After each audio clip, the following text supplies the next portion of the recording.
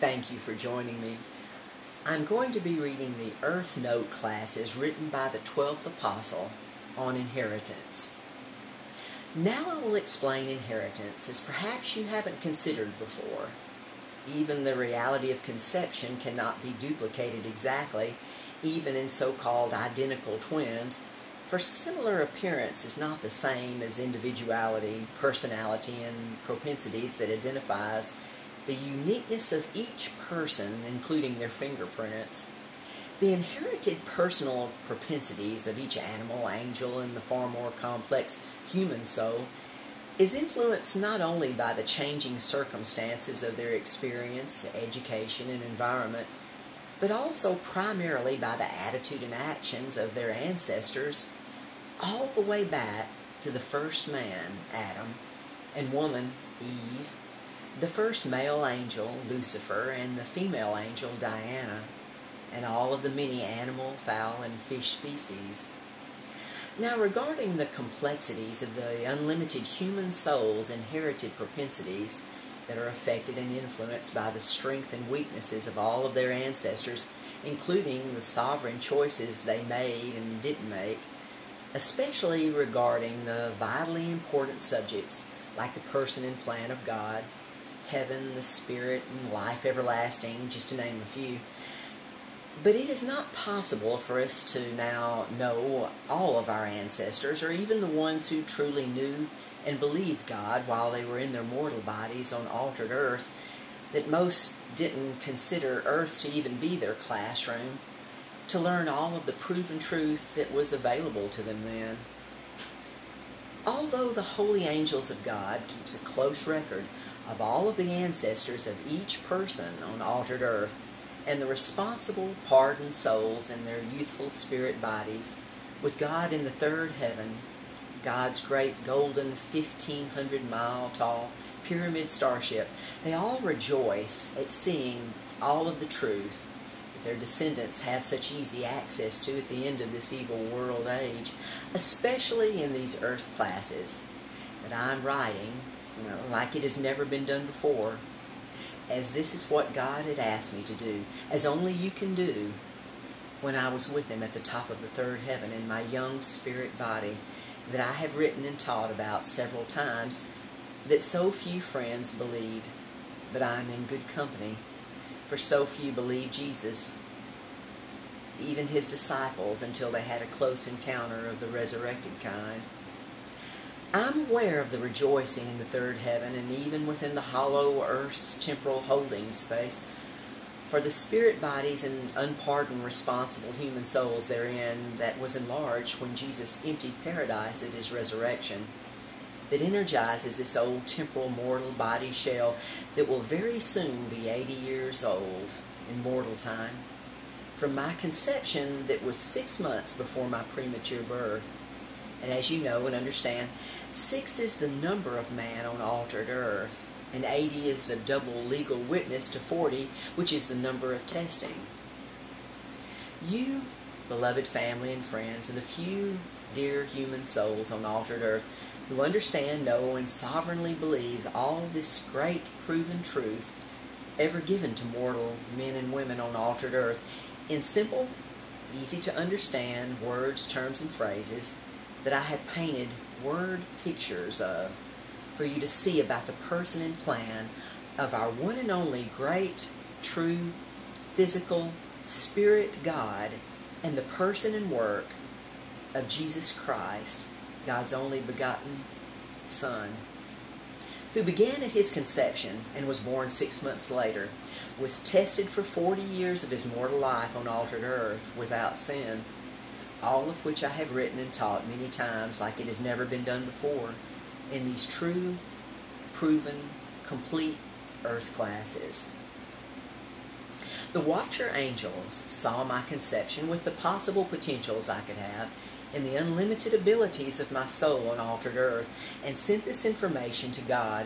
in distant space at spirit speed, whereupon God told the great angel Gabriel to watch over and protect my development, birth, and growth. And some of the fallen angels heard about this and tried to stop my development before my birth, causing my mother to have a very high fever in the 6th month of her pregnancy, causing my dad, who was a tall, blond Irishman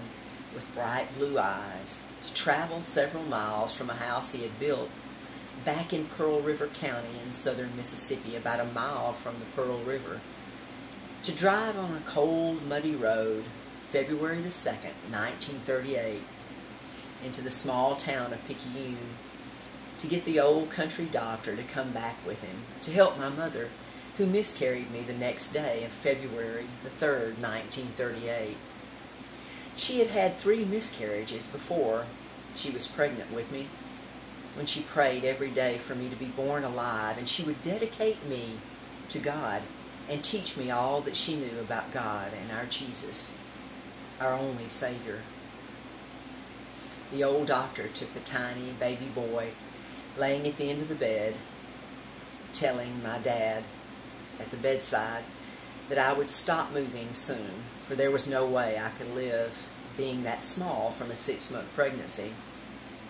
My mother heard that and quickly sat up in the bed to their surprise, saying, "Don't you see Jesus standing at the end of the bed, who just told me? He just told me my prayers were heard, accepted, and answered, and this baby will live and grow to be a man who will preach, teach, and write the gospel truth of God to the people of the world, greater than it has ever been done before." My mother thought Gabriel was Jesus. The old doctor quickly tied my cord off and cleaned me up and handed me to my dad, who could hold me in the fingers and palm of his hand. I weighed 16 ounces, and you could see some of my internal organs and my little heart beating through my skin. My mother's older sister, Miss Jenny Seal, was helping my mother. She folded a lady's handkerchief twice for a diaper, wrapping me in an old flannel cloth, holding and rocking me by the open fireplace 24/7, day after day, for weeks and months. She would feed me with an eyedropper with milk from my mother's breast. Neighbors who heard about this came to see the tiny baby who was still alive. My older sisters would play piano to entertain the guests. I stayed small for a few years, but I started growing fast when I was about 12 and soon reached 6 feet and 180 pounds. I'm related to Alvin York of Tennessee through my dad, and that is who my first name, Alvin Wayne Peters, is named after. My dad knew Alvin York when he was very young, before his family moved from Tennessee to Mississippi, where their family had come from Ireland to America.